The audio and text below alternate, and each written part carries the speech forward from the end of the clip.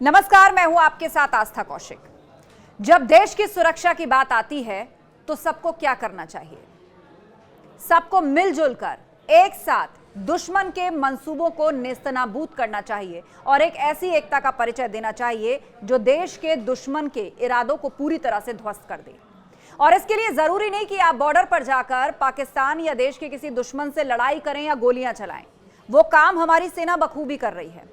लेकिन आज मैं आपको अपने देश के लिए पाकिस्तान के एक ऐसे हथियार से रूबरू कराने जा रही हूं जिससे आपको खुद को बचाना है और जो हो सकता है आपके घर पहुंच भी चुका हो।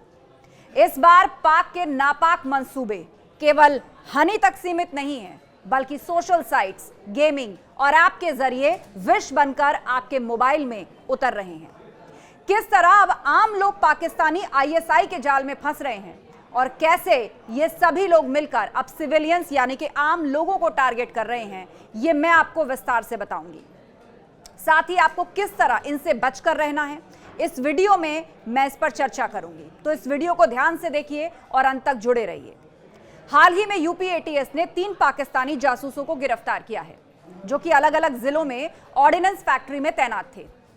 यह खबर अपने आप में चौंकाने वाली थी और एक खतरनाक लीड की तरफ इशारा भी कर रही थी, क्योंकि इससे पहले जासूसी और ट्रैपिंग की जो घटनाएं लोगों के साथ हुई हैं या जो लोग पकड़े गए हैं, वो सभी लोग हमारे सिक्योरिटी इंपॉर्टेंस इंस्टॉलेशंस के अंदर या फिर आसपास तैनात होते थे, जैसे कि DRDO, cantt areas, air force stations आदि।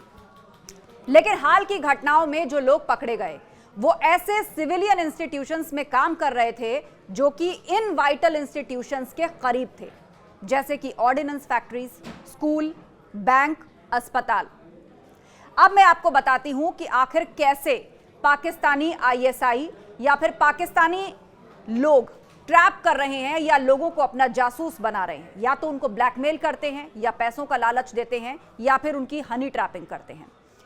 सबसे पहले इस वक्त जो सबसे जरूरी फैक्ट निकलकर सामने आया वो ये कि अब ये लोग आम सिविलियंस को टारगेट कर रहे हैं, यानी हमारे और आपके जैसे लोग किस तरह उनको टारगेट करके या तो उनको जासूस बनाया जा रहा है, उनसे जानकारियां निकलवाई जा रही हैं। और सबसे बड़ी बात यह कि इनका मोडस ऑपरेंडी क्या है, आप ध्यान से सुनिए। सबसे पहले यह कि ये लोग बातचीत के लिए इंडियन नंबर्स का इस्तेमाल करते हैं, यानी आपको इंडियन नंबर से ही कॉल आएगा। आपको लगेगा कोई आपके ही देश से कोई फोन करके आपसे बात कर रहा है। ये पहला तरीका है। फोन कॉल के जरिए ये लोगों से बातचीत करते हैं और जहां इनको लगता है बातचीत आगे बढ़ सकती है, उसके बाद उनसे दोस्ताना संबंध स्थापित करने की कोशिश करते हैं, उनसे जानकारियां निकलवाते हैं जिसमें पर्सनल जानकारी भी शामिल है और साथ ही वो पोस्टेड कहां पे हैं, उनके आसपास क्या है, उनसे संबंधित भी जानकारियां शामिल हो सकती हैं। और दूसरा तरीका, फेक आईडी प्रोफाइल। आजकल सोशल मीडिया साइट्स पर सब लोग अपने आईडी और प्रोफाइल से ऑपरेट करते हैं, तो ऐसे में ये लोग फेक आईडी बनाते हैं।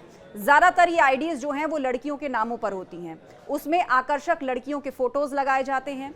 ये फोटोज़ पूरी तरह से फेक होते हैं, कहीं से किसी की पर्सनल इन्फॉर्मेशन या डेटा चुराकर इनको अपलोड किया जाता है। कुल मिलाकर ये फेक आईडी प्रोफाइल बनाते हैं जो खास तौर पर लड़कियों के होते हैं, क्योंकि हाल ही में जो जासूस पकड़े गए हैं वो भी इन्हीं के माध्यम से हनी ट्रैप में फंसे थे और जिन्होंने बताया था कि कोई नेहा शर्मा नाम की लड़की है जिनसे वो बात किया करते थे, वो भी फेक थी। उसके बाद इनका हनी ट्रैप किया जाता है या फिर इनको ब्लैकमेल किया जाता है। जब बातचीत काफी दिनों तक हो जाती है तो उसके बाद ये जासूस समझ लेते हैं कि आखिर इतने दिनों तक चल रही बातचीत के बाद कौन सा तरीका मुफीद हो सकता है।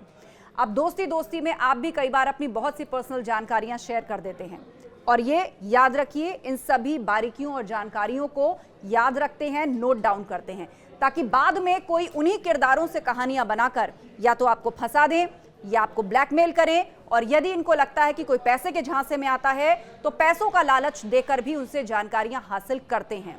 और कुछ लोग जो दोस्ताना संबंधों से और आगे बढ़ जाते हैं वो लोग हनी ट्रैप का शिकार हो जाते हैं।